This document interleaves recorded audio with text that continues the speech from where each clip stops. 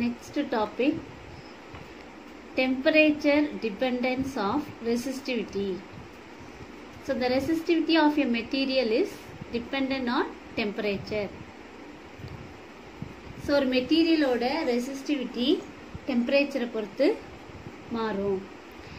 இதை வந்து எக்ஸ்பெரிமெண்டலா ப்ரூவ் பண்ணியிருக்காங்க. எப்படி அப்படின்னா, while range of temperature இருக்கும்போது ஒரு resistivity of a conductor temperature increase ஆகும்போது ரெசிஸ்டிவிட்டியும் இன்க்ரீஸ் ஆகும். ஸோ இது இந்த ஃபார்முலா மூலமா rho t it is equal to rho naught 1 plus alpha t minus t0. Rho t is the resistivity of a conductor at t degree centigrade.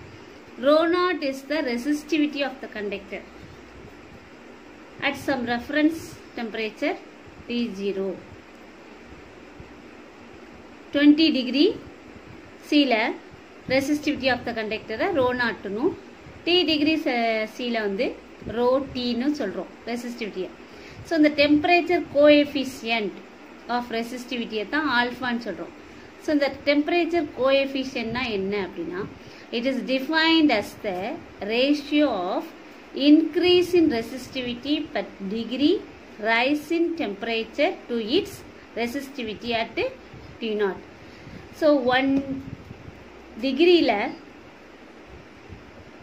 Increase ஆகக்கூடிய ரெசிஸ்டிவிட்டியோட ratio rise in temperature to its resistivity T0 அப்படிங்கிற டெம்பரேச்சருக்கு resistivity எவ்வளோ increase ஆகுதோ இது ரெண்டுக்கு இடையில உள்ள அந்த ரேஷியோ தான் டெம்பரேச்சர் கோஎஃபிஷியன்ட் ஆஃப் ரெசிஸ்டிவிட்டி அப்படின்னு சொல்கிறோம். ஸோ இந்த ஈக்குவேஷனில் rho T minus rho naught. So it is equal to alpha rho naught T minus T0 T0. Therefore இப்போ alpha வெளியில் எடுத்துட்டோம் அப்படின்னா rho T minus rho naught by rho naught T minus T0. So இந்த rho T minus rho naught நம்ம எப்படி எடுத்துக்கிறோம் அப்படின்னா delta rho. அதே மாதிரி T minus T0 delta T. So இப்போ எப்படி எழுதலாம், delta rho by rho naught delta T. அப்போ இந்த rho delta rhoங்கிறது எதுக்கு ஈக்குவலாக இருக்கும், rho T minus rho naught. இது எப்படி சொல்கிறோம் அப்படின்னா change in resistivity for a change in temperature. Change in temperature delta T it is equal to T minus T0. So இதோட யூனிட் பார்த்தோம்னா degree centigrade. Alpha of conductors. For a conductors alpha is positive. So conductors பொறுத்தளவில் இந்த alpha resistivity coefficient of resistivity positive. So the temperature of a conductor increase, the average kinetic energy of electron in the conductors increases. So the temperature increase ஆகும்போது the kinetic energy of the electrons also increases. அப்போ அது என்ன ஆகும் அப்படின்னா more frequent collisions. So அந்த ஆட்டம்ஸில் இருக்கக்கூடிய அந்த electrons வந்து ஒன்னோட ஒன்று கொலாய்ட் ஆகும். அப்போ அந்த ரெசிஸ்டிவிட்டி வந்து இன்க்ரீஸ் ஆகும். ஸோ அதை தான் வந்து கண்டக்டர்ஸில் டெம்பரேச்சர் இன்க்ரீஸ் ஆகும்போது ரெசிஸ்டிவிட்டி இன்க்ரீஸ் ஆகுது. அதனால இந்த resistivity coefficient of resistivity in conductors வந்து பாசிட்டிவாக இருக்குது. இந்த resistivity of a conductors metals மாதிரியே ஒரு வைட் ரேஞ்ச் ஆஃப் டெம்பரேச்சர்ஸ் இருக்கும்போது தேர் ஆல்சோ எக்ஸிஸ்ட் இன் அ நான் லீனியர் ரீஜியன். ஸோ அது வெரி லோ டெம்பரேச்சர் ஆகிற வரைக்கும் அதோட ரீஜியன் வந்து ஒரு நான் லீனியராக இருக்கும். So the resistivity approaches some finite value as a temperature. So எப்போ டெம்பரேச்சர் அப்சல்யூட் 0 ஆகுதோ அது வரைக்கும் அந்த ரெசிஸ்டிவிட்டி வந்து கொஞ்சம் ஃபைனைட் வேல்யூவை தொடும். இதைத்தான் நம்மளுக்கு இந்த கிராஃபில் கொடுத்துருக்காங்க. ஸோ இந்த ஈக்குவேஷன் நம்மளுக்கு ஏற்கனவே தெரியும். ரெசிஸ்டிவிட்டியோட formula R A by L, R into A by L. So the expression resistance of a conductor at temperature T degree C ல இதோட ரெசிஸ்டன்ஸை நம்ம எப்படி கணக்கிடுறோம் அப்படின்னா RT it is equal to நம்ம ஃபர்ஸ்ட் கிளாஸ் கொண்ட இந்த ஃபார்முலா தான் RT it is equal to R0 1 plus alpha T minus T0. So the temperature coefficient of resistivity இதை எப்படி நம்ம எடுத்துக்கலாம் அப்படின்னா RT minus R0 is equal to alpha into R0 T minus T0.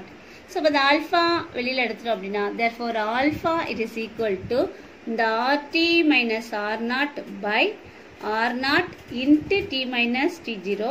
நம்ம ஏற்கனவே அங்க rho naught னு எடுத்தோம் இல்லையா அதே மாதிரி தான் இங்க 1 by R0 delta R by delta T.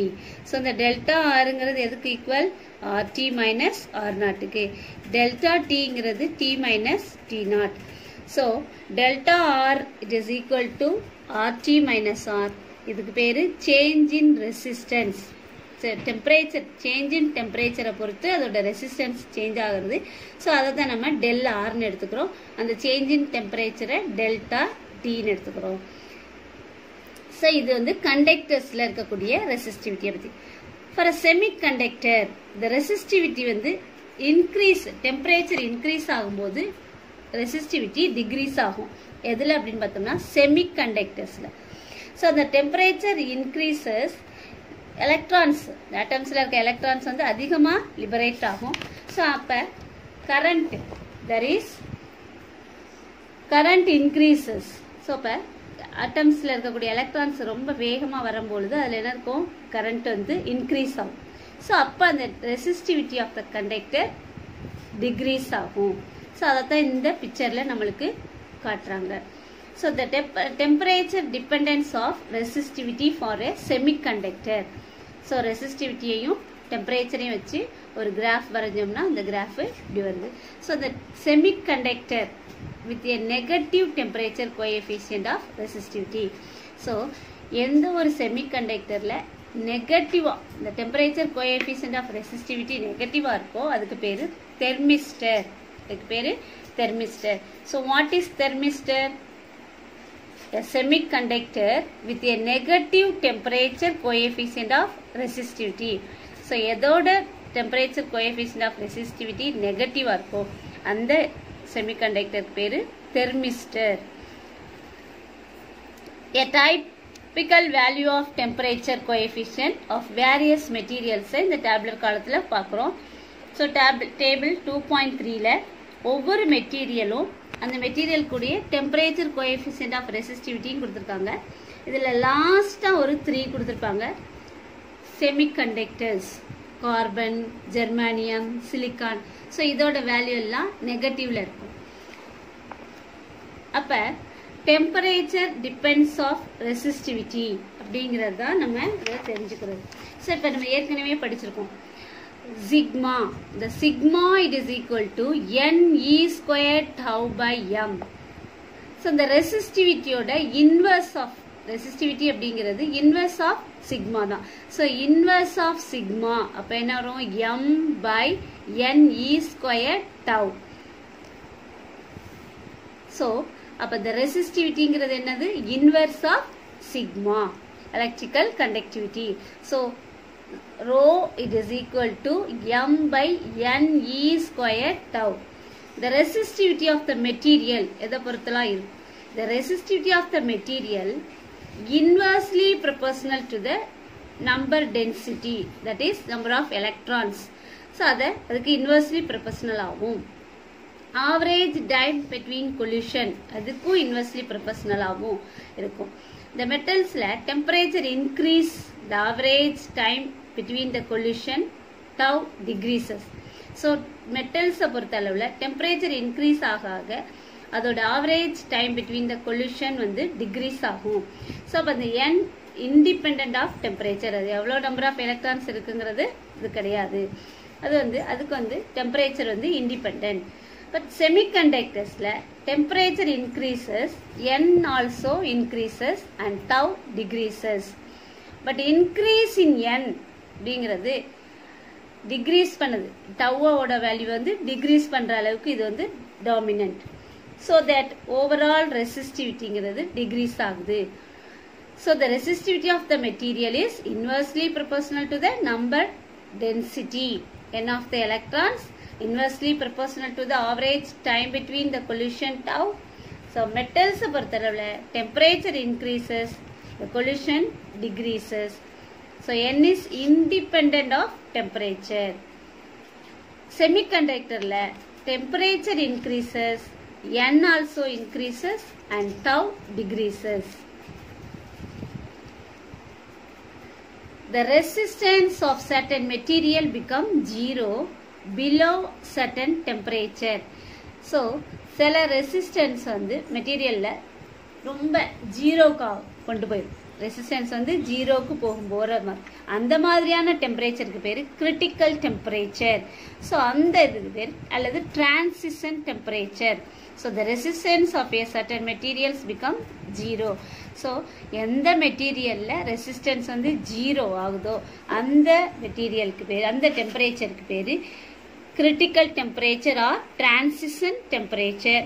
இந்த மெட்டீரியல், இந்த ப்ராப்பர்ட்டி உள்ள அந்த மெட்டீரியலுக்கு பேர் சூப்பர் கண்டக்டர்ஸ். இந்த ப்ராப்பர்ட்டி உள்ள ரெசிஸ்டிவிட்டி ஜீரோவில் போகக்கூடிய மெட்டீரியலுக்கு பேர் தான் என்னது சூப்பர் கண்டக்டர்ஸ். ஸோ இதை முதல்ல வந்து இந்த ஃபினாமினனை அப்சர்வ் பண்ணவது கேமர்லின் ஓன்ஸ் 1911. ஸோ இது எதிலிருந்து முதல்ல கண்டுபிடிச்சாருங்க அப்படின்னா மெர்க்குரி. இந்த மெர்க்குரிங்கிறது இந்த சூப்பர் கண்டக்டர் பிஹேவியர் இருக்கு மெர்க்குரியில எப்போ அப்படின்னா 4.2 கெல்வின் டெம்பரேச்சர்ல மெர்க்குரிக்கு வந்து இந்த சூப்பர் கண்டக்டர் பிஹேவியர் இருக்கு அப்படிங்கிறத இவர் ஃபைண்ட் அவுட் பண்ணார். So R is equal to 0. Current once induced in a superconductor persists without any potential difference. So R is equal to 0 ஆகும்போது இந்த கரண்ட் வந்து இன்டியூஸ் பண்ணும் செமிகண்டக்டர் வந்து வித்தவுட் எனி பொட்டன்ஷியல், அதில் எந்த ஒரு பொட்டன்ஷியல் டிஃப்ரென்ஸும் இருக்காது. அடுத்தது example 2.13. If the resistance of coil is 3 ohm at 20 degree C and alpha it is equal to 0.004 per C, then determine its resistance at 100 degree. So 20 degree செல்சியஸில் அதோட resistance வந்து 3 ஓமா இருக்கு.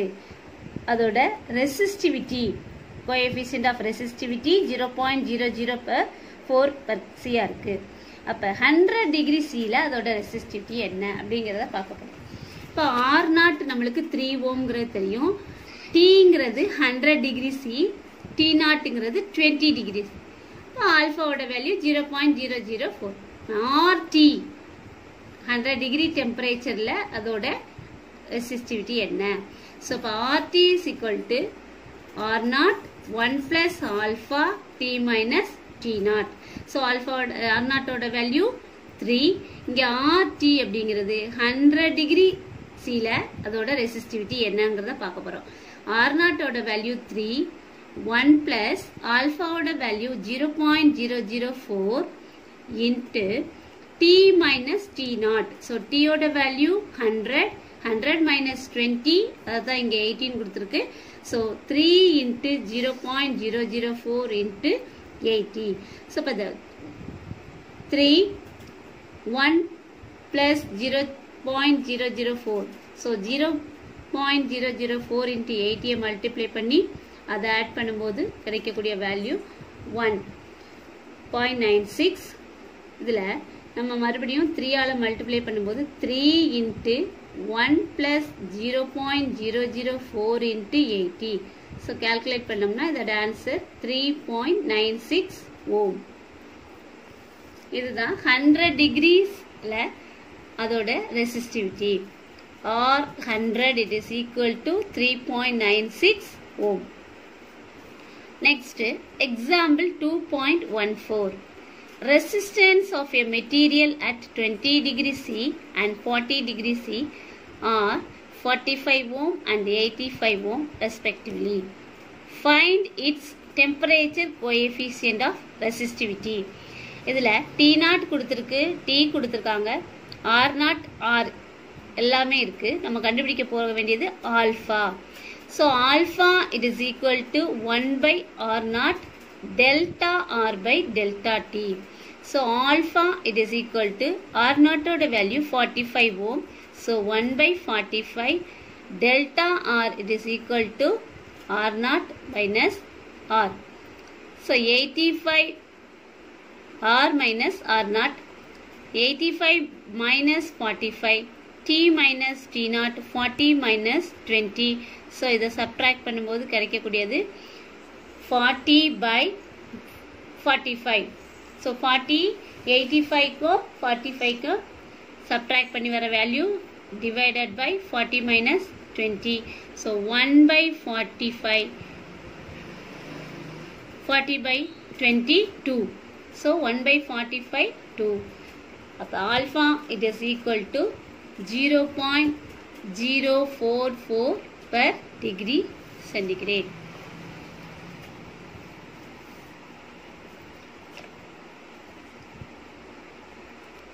Electrical circuits.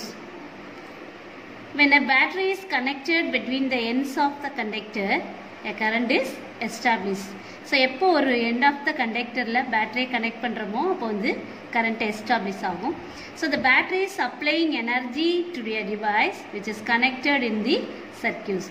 So ஒரு battery அப்படிங்கிறது ஒரு energy supplying device.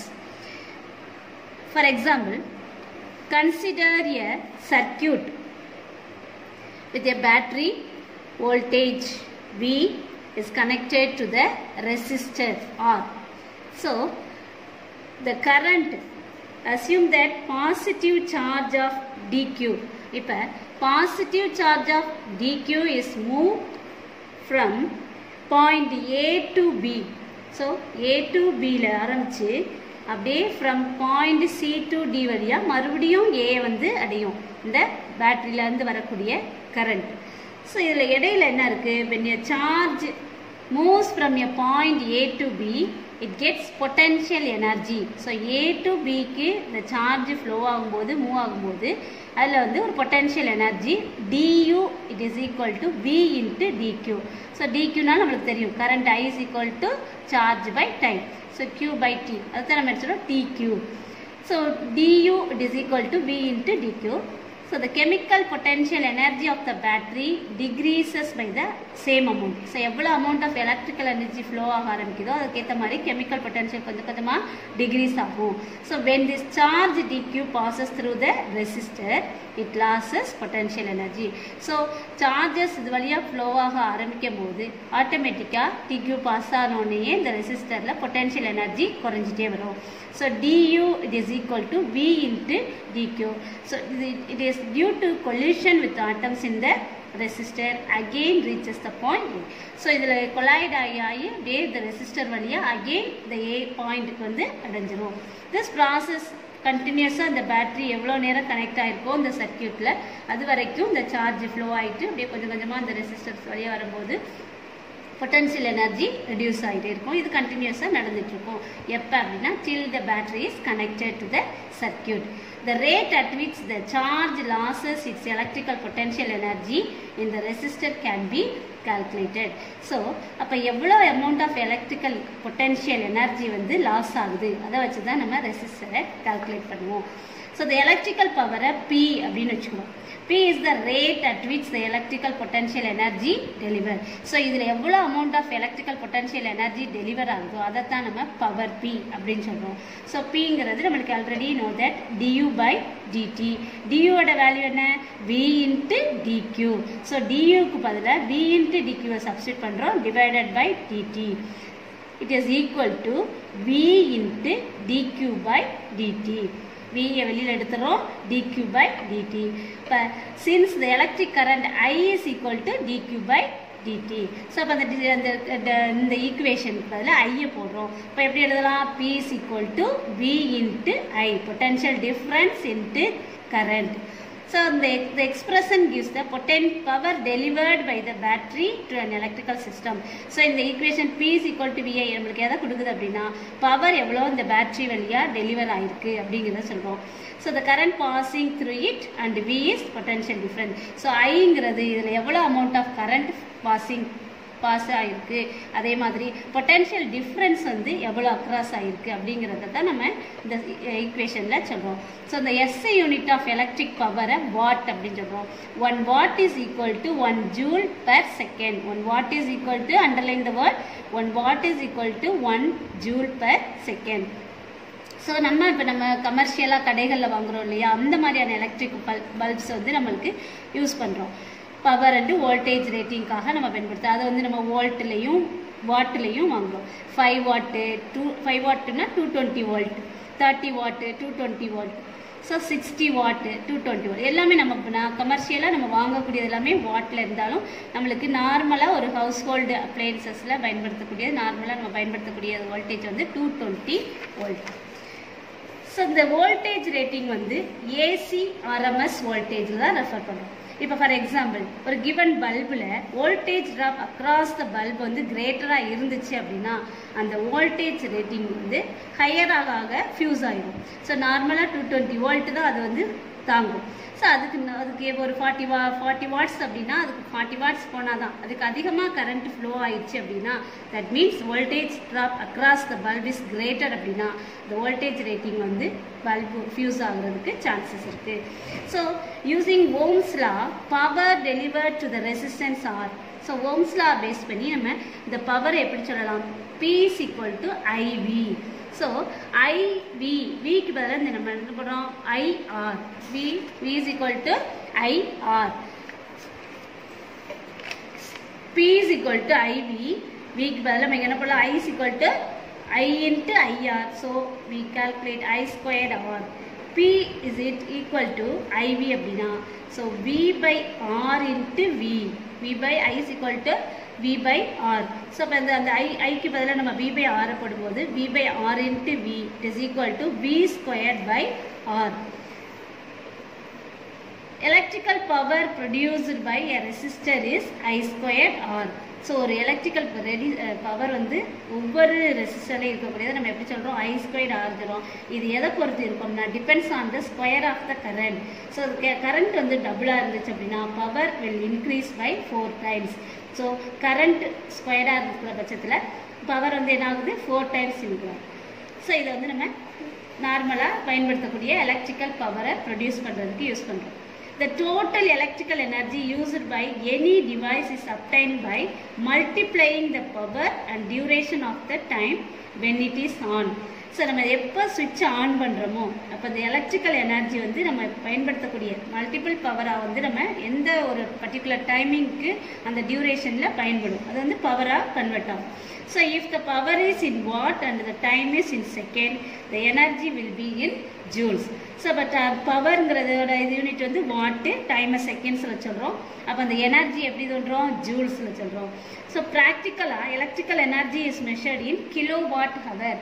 So electrical energy is measured in kilowatt hour, அதை தான் KWH வரும். 1 kilowatt hourங்கிறது it is known as 1 unit of electrical energy. So 1 kilowatt hour அப்படின்றது ஒரு எத்தனை செகண்ட்ஸ் நம்ம பயன்படுத்தியிருக்கோம், பவர் வந்து எவ்வளோ எனர்ஜி செலவாயிருக்கு. ஸோ அதை தான் 1 kilowatt hour is known as 1 unit of electrical energy. இதை நம்ம வந்து வேல்யூ வந்து 3.6 into 10 power 6 joule. 1 kilowatt is equal to 3.6 into 10 power 6 joule. So 1000 watt hour. So இப்போ 1000 வாட்டு ஹவரோடைய இந்த செகண்ட்ஸாக மாத்திரம்னா இது எல்லாத்தையும் கால்குலேட் பண்ணும்போது நம்மளுக்கு கிடைக்கக்கூடிய வேல்யூ தான் 3.6 into 10 power 6 ஜூல். ஸோ நம்ம எலக்ட்ரிசிட்டி போர்டில் நம்ம சார்ஜ் அமௌண்ட் பண்ணுறாங்க இல்லையா, ஸோ நம்மளுக்கு இப்போ எலக்ட்ரிக் பில் வருது இல்லையா, அதெல்லாம் வந்துன்னா amount of energy not for the power. நம்ம எவ்வளோ அமௌண்ட் ஆஃப் எனர்ஜியை யூஸ் பண்ணியிருக்கோம். அப்போ அந்த 1 ஆம்பியர் கரண்ட்டு 1 வோல்ட் பொட்டன்ஷியல் டிஃப்ரென்ஸில் ப்ரொடியூஸ் பண்ணக்கூடிய பவரை தான் என்ன சொல்கிறோம் 1 வாட். அடுத்தது எக்ஸாம்பிள் 2.15. ஸோ ஒரு பேட்ரி வோல்டேஜ் V கனெக்ட் ஆகிருக்கு, அதில் 30 வாட் பல்பும் இருக்குது, 60 வாட் பல்பும் கொடுத்துருக்காங்க. Identify brightest bulb. இப்போ கொடுத்துருக்கிறதுல ஒரு சர்க்கியூட்டில் வோல்டேஜ் கனெக்ட் பண்ணியிருக்கோம், 60 வாட்டும் இருக்குது பல்பும் இருக்குது, 30 வாட்டு பல்பும் இருக்குது. ஃபர்ஸ்ட் கொஸ்டின் எது பிரைட்டஸ்ட் பல்புன்னு கேட்டிருக்காங்க. Second one which bulb has the greater resistance. Third one, suppose the two bulbs are connected in series, which bulb will glow brighter? So first question என்ன, எது பிரைட்டா இருக்கும், 60 வாட்டா 30 வாட்டா? So the power delivered by the battery நம்மளுக்கு தெரியும், P is equal to VI. இப்போ இந்த bulb வந்து connected இன் parallel, அந்த பேரலல்ல கனெக்ட் பண்ணிருக்காங்க அப்படின்னா the voltage across the bulb is same. Then the power is directly proportional to the current. அப்ப இதுல வரக்கூடிய பவர் வந்து கரண்ட்டுக்கு எப்படி இருக்கு, directly proportional-ஆ இருக்கு. So P is directly proportional to I. அப்ப 60 watt பல்ப் வந்து twice as much of current 30 watt. So அப்ப 30 watt காட்டிலும் 60 watt வந்து அதிகமா current வந்து draw பண்ணும். So and it will glow brighter than 30 watt. So 30 watt விட 60 watt அதிகமா current வந்து இந்த பல்பு draw பண்றனால எது பிரைட்டா இருக்கும் அப்படின்னா 60 watt பல்பு தான். So இது first question. அடுத்தது calculate the resistance of the bulb. இந்த பல்போடைய ரெசிஸ்டன்ஸை கால்குலேட் பண்ணி சொல்றாங்க. We use the relation. நம்மளுக்கு ஏற்கனவே தெரியும், power is equal to V squared by R. In both the bulbs, the voltage drop is same. நம்ம ஏற்கனவே சொல்லியாச்சு, parallel connectionல voltage dropங்கிறது சேமா இருக்கும் அப்படி. அப்ப அந்த பவர்ங்கிறது inversely proportional to the resistance. அப்ப அந்த ரெசிஸ்டன்ஸ்க்கு பவர்ங்கிறது எப்படி இருக்கு, இன்வர்ஸா இருக்கு. இப்ப நம்ம ஏற்கனவே பார்த்தோம், power is directly proportional to current. இப்ப இந்த இடத்துல ரெசிஸ்டன்ஸை பொறுத்து நம்ம பார்க்கும்பொழுது பவர்ங்கிறது எப்படி இருக்கு, inversely proportional to the resistance. So the power resistance R is inversely proportional to 1/P. இது எதை காட்டுது அப்படின்னா, it implies that 30 watt has twice as much resistance as 60 watt. அப்ப எதுல அதிகமான ரெசிஸ்டன்ஸ் இருக்கும் அப்படின்னா 30 watts பல்புல தான். Third question, இது சப்போஸ் இதை சீரீஸ் கனெக்ஷன்ல கனெக்ட் பண்ணியிருந்தா, தொடரா இதை இணைச்சிருந்தா, அப்போ current pass through each bulb சேமா இருக்குமா? When the bulbs are connected in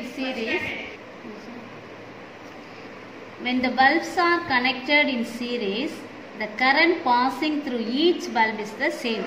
இப்போ சப்போஸ் இந்த சீரீஸ் கனெக்ஷன்ல கனெக்ட் பண்ணா, third question என்ன, the two bulbs are connected in series, which bulb will glow brighter?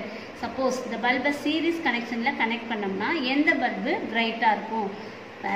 இந்த கரண்ட் இந்த பல்ப்ஸ் வந்து சீரீஸ்ல கனெக்ட் பண்ணும்போது இதுல பாஸ் ஆகக்கூடிய current each bulb is the same. இது எதுக்கு இதா இருக்கும் அப்படின்னா, it is equivalent to 2 resistors. இப்போ 2 ரெசிஸ்டர்ஸை நம்ம கனெக்ட் பண்றதுக்கு ஈக்குவலா இருக்கும். ஸோ இந்த பல்பு வந்து which has higher resistance has higher voltage. So எது ஹையர் ரெசிஸ்டன்ஸ் இருக்கோ அந்த பல்பு கண்டிப்பாக அதுக்கு ஹையர் வோல்டேஜ் தான் இருக்கும், வோல்டேஜ் ட்ராப் இருக்கும். So 30 watt bulb will glow brighter will 60 watt bulb. So resistance எது அதிகமாக இருக்கோ, அப்போ ஹையர் ரெசிஸ்டன்ஸ் இருந்துச்சு அப்படின்னா கண்டிப்பாக அதில் வந்து வோல்டேஜ் ட்ராப் அதிகமாக இருக்கும். அப்போ அதனால் என்ன செய்ய முடியாது, பிரைட்டாக இருக்க முடியாது. அப்போ 60 வாட்டில் கண்டிப்பாக பிரைட்னஸ் கிடைக்காது. 30 வாட் பல்ப் மட்டும்தான் என்ன செய்யும், glow brighter than 60 watt. So the higher power rating does not always imply more brightness. So இது 60 watt மீன்ஸ் என்ன மீன்ஸ், நீங்கள் 30 வாட் பல்புன்னு சொல்கிறீங்க அப்படின்னு சொல்லக்கூடாது. ஏன் அப்படின்னா எதுக்கு ரெசிஸ்டன்ஸு ஹையாக இருக்கோ அதோட பொட்டென்ஷியல் டிஃப்ரென்ஸும் ஹையாக இருக்கும். ஸோ பொட்டென்ஷியல் டிஃப்ரென்ஸ் ஹையாக இருக்கும்போது there is no current. So அப்போ வந்து நம்ம பிரைட்னஸ்க்கு வேல்யூ இல்லை. ஸோ அப்போ 30 வாட்ஸ் பல்பு தான் பிரைட்டராக இருக்கும் compared to 60 watt bulb. It depends whether bulbs are connected in series or parallel. So இதில் more brightnessக்கு இன்னொரு காரணம் இருக்கும். இந்த பல்ப்ஸ் எல்லாம் சீரீஸ்ல கனெக்ட் ஆயிருக்கா parallelல கனெக்ட் ஆயிருக்கா அதுதான் காரணமா இருக்குது. அடுத்தது example 2.16. 2 electric bulbs. So 220 watt 220 volt and 100 watt 220 volt are connected in series. So இதே மாதிரி ஒரு சீரீஸ் கனெக்ஷன் இதில் கண்டினியூவாக 2 பல்பை கனெக்ட் பண்ணியிருக்கோம். ஒன்று 20 வாட்டு, ஒன்று 100 வாட்டு. அதோட பொட்டென்ஷியல் டிஃப்ரென்ஸ் வந்து 440 வோல்ட். இதில் எந்த பல்பு ஃபியூஸ் ஆகும், which bulb will get fuse? இப்போ இந்த பல்ப் வந்து voltage across each bulb has to be calculated. எந்த பல்பு ஃபியூஸ் ஆகுது அதை வச்சு நம்ம என்ன செய்யணும், வோல்டேஜ் வந்து இந்த எந்த பல்ப் வழியாக போகக்கூடிய வோல்டேஜ் வந்து ட்ராப் ஆகுது அப்படிங்கிற கால்குலேட் பண்ணுறோம். ஸோ இந்த resistance of the bulb R முதல்ல கண்டுபிடிச்சோம்னா ஆரோட ஃபார்முலா என்ன, V² by P. ரேட்டட் வோல்டேஜோட ஸ்கொயர் பை ரேட்டட் பவர். இப்போ நம்மளுக்கு கொடுத்துருக்காங்க 220 வாட்டு 220 வோல்ட். அப்போ இந்த ரேட்டட் வோல்டேஜ் தான் என்னது 220 வோல்ட். அப்போ 220 ஸ்கொயர் பை 20 இதை நம்ம ரெடியூஸ் பண்ணோம்னா கிடைக்கக்கூடியது 2420 ஓம். சப்போஸ் 100 வாட்டு 220 வோல்ட், இதோட வோல்டேஜ் வாட் வந்து ரேட்டட் வோல்டேஜ் வந்து 220, அதே மாதிரி இதோட ரேட்டட் பவர் வந்து 100 வாட். அப்போ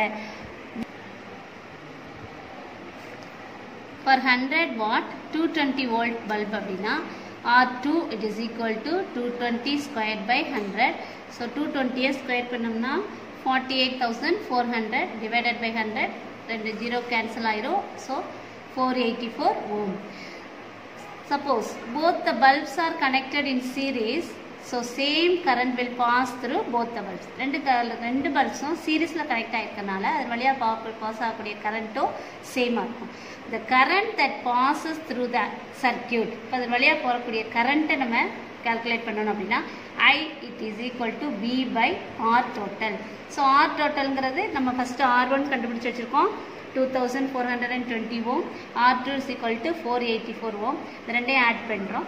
ஆட் பண்ணும்போது 2904 ஓம்ஸ் இருக்குது. ஸோ அதுதான் ஆரோட value. So I is equal to V by R. Vயோட வேல்யூ நம்மளுக்கு கொடுத்துருக்காங்க 440 volt. So 440 divided by 2904 ohm is equal to 0.151 ampere. So அப்போ இந்த இதில் ஃப்ளோ ஆகக்கூடிய கரண்ட் நம்ம கண்டுபிடிச்சாச்சு. அடுத்து 20 வாட் பல்பில் ட்ராப் ஆகக்கூடிய வோல்டேஜ். ஸோ அப்போ V1 எடுத்துக்கலாம். அதை V1 it is equal to I into R1. So ஐயோட வேல்யூ நம்ம கண்டுபிடிச்சி வச்சுருக்கோமா, ஃபஸ்ட்டு I1க்கு வந்து நம்ம இங்கே கண்டுபிடிச்சி வச்சது 220 484. ஃபஸ்ட்டு வந்து நம்ம கண்டுபிடிச்சது வந்து 484ங்கிறது ரெசிஸ்டன்ஸு. ஸோ அதை இதில் வந்து வோல்டேஜ் ட்ராப் 20 வாட் பல்போட வோல்டேஜ் ட்ராப்பை கனெக்ட் பண்ண போகிறோம். ஸோ இப்போ V1 it is equal to IR1. So 440 by 2904 into நம்ம கண்டுபிடிச்ச இந்த current 2420. So it is equal to 366.6 volt. அடுத்தது அக்ராஸ் 100 வாட் பல்பில் வரக்கூடிய வோல்டேஜ் ட்ராப். ஸோ அதே மாதிரி தான் 440 divided by 2904 இன்ட்டு செகண்டோட ரெசிஸ்டன்ஸ் நம்ம கண்டுபிடிச்ச R2 வரும் 484. ஸோ இதை கால்குலேட் பண்ணும்போது நம்மளுக்கு symbolises 73.3 volt. So the 20 volt bulb will get fused because the voltage across it is more than the voltage rating. So நம்மளுக்கு வந்து 100 வாட் பல்பு அதன் வழியாக ஃப்ளோ ஆகக்கூடிய வோல்டேஜ் வந்து இப்போ சப்போஸ் இந்த 100 வாட்டுக்கு வந்து நியர்லி 73.3 வோல்ட் தான் இருக்குது. இப்போ அதற்கு வந்து எந்த இதுவும் இல்லை. பட் இந்த 20 வாட் பல்புக்கு வந்து வோல்டேஜ் அதிகமாக இருக்கிறனால 366.6 வோல்ட் இருக்கிறனால கண்டிப்பாக இந்த 20 வாட் பல்பு தான் ஃபியூஸ் ஆகும். Okay students, thank you. Next class we see the continuation. You should study and write the example sum in your note. Thank you.